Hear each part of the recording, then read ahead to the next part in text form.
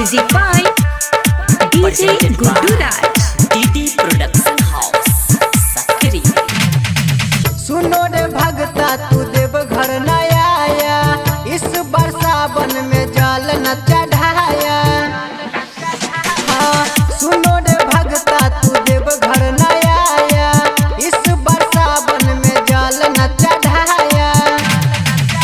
बाबा देव घर के हो, बाबा देव घर के रास्ता बिसर गए थे, एगो गोरकी के चक्कर में पड़ गए थे।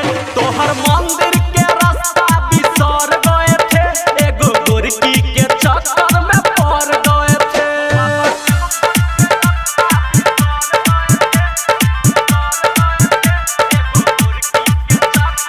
DJ Guddu Madhubani, DJ Guddu Madhubani, DJ Guddu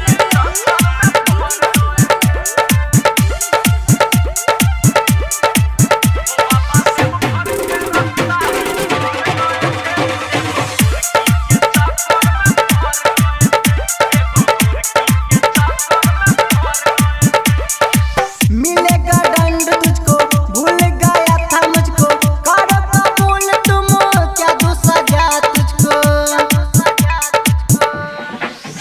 हाँ, ऐसे नहीं प्यार करबा, तोरे शरण में रहबा, कोनो लड़की के नहीं अब फेरा में पड़बा। हो बाबा माफ करहो, हो इंसाफ करहो,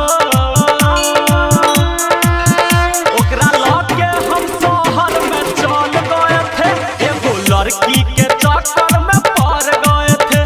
तोहर मंदिर के रास्ता बिसर गए थे, एगो गोरकी के चक्कर में